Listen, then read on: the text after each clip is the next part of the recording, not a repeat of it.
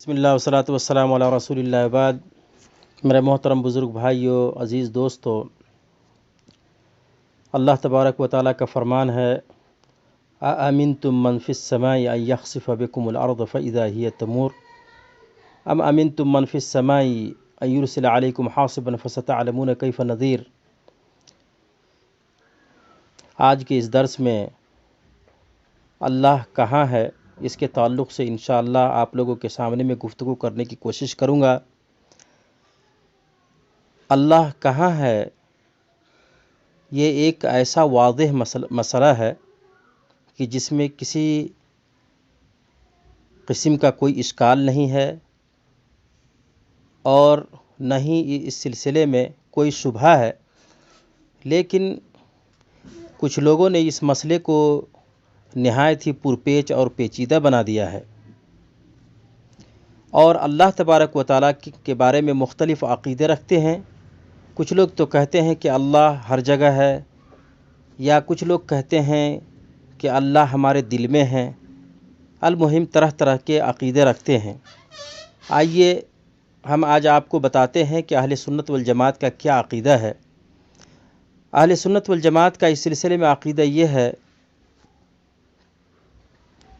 اور جیسا کہ قرآن میں اللہ تبارک و تعالیٰ نے فرمایا کہ الرحمن علی العرش استویٰ، کہ اللہ رحمان عرش پر مستوی ہے، اور عرش یہ کہاں ہے؟ یہ آسمان کے اوپر ہے۔ اور جہاں پر اللہ تبارک و تعالیٰ نے یہ فرمایا ہے کہ اَأَمِنْتُم مَّن فِي السَّمَاءِ، کہ کیا تم ایمان رکھتے ہو اس پر جو آسمان میں ہے، تو یہ اس کے منافی نہیں ہے، اس لیے کہ عرش آسمان کے اوپر ہے، اور فی السماء کا مطلب ہوتا ہے کہ فی العلو، کہ اللہ تبارک و تعالیٰ بلند مقام اور بلند جگہ پر ہے، اور وہ کیا ہے؟ وہ عرش پر مستوی ہے۔ اسی لیے اللہ تبارک و تعالیٰ نے دوسری جگہ پہ فرمایا کہ ان ربکم اللہ الذی خلق السماوات والارض فی ستۃ ایام ثم استوى علی العرش، کہ تمہارے رب نے زمین و آسمان کو پیدا کیا 6 دنوں میں اور پھر عرش پر مستوی ہو گئے۔ اور استوا کا مطلب یہ ہوتا ہے، جیسا کہ اہل سنت والجماعت نے بیان کیا ہے، کہ الاستواء استوى علی العرش ای ارتفع علی وارتفع۔ یہ اہل سنت والجماعت نے، جیسا کہ امام بخاری رحمۃ اللہ علیہ وغیرہ نے صحیح بخاری کے اندر بھی تبویب کیا ہے، تو اس مسئلے کو واضح کیا ہے۔ اس کا مطلب ہے ارتفع و علی وارتفع، یعنی اللہ تبارک و تعالیٰ عرش پر مستوی ہے، بلند ہے۔ اور استوا کے بارے میں بھی کچھ لوگوں نے کافی تعویل کی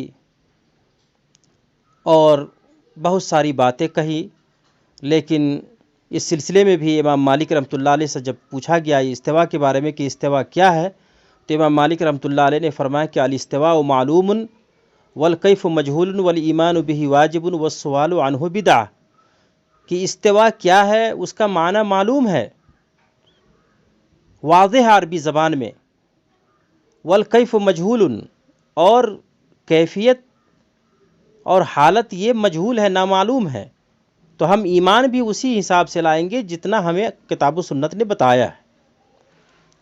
والایمان بہ واجب والسؤال عنہ بدعۃ، اور اس سلسلے میں جو ہے زیادہ سوال کرنا کہ کیا ہے، اس کی کیا کیفیت ہے، کیسے مستوی ہے، تو اس طرح کا عقیدہ رکھنا یا اس طرح کا سوال کرنا جو ہے بدعت ہے۔ اور یہ کہا جا سکتا ہے کہ اللہ تبارک و تعالیٰ آسمان میں ہے، اور آسمان میں ہے اس کا مطلب یہ ہے کہ اللہ بلند جگہوں پر ہے۔ بلند یعنی فی العلو، فی السماء کا مطلب ہوتا ہے فی العلو، اور اس لیے اللہ کی صفت بھی بیان کیا کہ انہ هو العلی العظیم، او علی، یہ اللہ تبارک و تعالیٰ کی صفت ہے۔ اسی لیے اللہ کے رسول صلی اللہ علیہ وسلم نے ایک باندی، ایک جاریہ سے پوچھا کہ اللہ کہاں ہے؟ تو بادی نے جواب دیا کہ اللہ آسمان میں ہے۔ پھر کہا کہ میں کون ہوں؟ تو کہا کہ آپ اللہ کے رسول ہیں۔ تو اللہ کے رسول صلی اللہ علیہ وسلم نے فرمایا اعتقھا فانھا مؤمنہ، کہ اس کو آزاد کر دیں۔ سید سے کہا، ان کے سردار سے کہا کہ آپ ان کو آزاد کر دیں کیونکہ یہ مومنہ ہے۔ اس حدیث کو امام مسلم رحمۃ اللہ علیہ نے روایت کیا ہے۔ اور جہاں بھی قرآن میں فرمایا کہ ام امنتم فی السماء، جہاں ابدتم من فی السماء یعنی معنی ہو علی السماء، جیسے قرآن میں کہا کہ سیرو فی الارض معنی ہو علی الارض، زمین میں سیر کرو، مطلب یہ نہیں کہ زمین کے اندر سیر کرو بلکہ زمین کے اوپر سیر کرو جو ہے۔ تو المہم یہ عقیدہ جو ہے اہل سنت والجماعت کا ہے کہ اللہ تبارک و تعالی کیا کہتے ہیں عرش پر مستوی ہے، جیسا کہ قرآن نے کہا گیا ہے، قرآن نے کہا ہے۔ اور امام شیخ ابن باز رحمۃ اللہ علیہ فرماتے ہیں کہ من قال ان اللہ فی الارض او ان اللہ فی کل مکان کالجہمیہ والمعتزلہ ونحوہم فہو کافر عند اہل سنت والجماعہ، کہ جو شخص یہ عقیدہ رکھے کہ اللہ تبارک و تعالی زمین میں ہے یا ہر جگہ پر ہے جہمیہ اور معتزلہ کی طرح، تو شیخ ابن باز رحمۃ اللہ علیہ نے فرمایا کہ فہو کافر، وہ کافر ہے اہل سنت والجماعت کے نزدیک، لأنہ مکذب للہ وللرسول، کہ پھر وہ اللہ اور اس کے رسول کے جھٹلانے والا ہوا جو ہے۔ اللہ تبارک و تعالیٰ سے دعا ہے کہ اللہ تبارک و تعالیٰ ہمیں صحیح عقیدہ رکھنے کی توفیق عطا فرمائے۔ وآخر الدعوانا الحمد للہ رب العالمین، والسلام علیکم ورحمۃ اللہ وبرکاتہ۔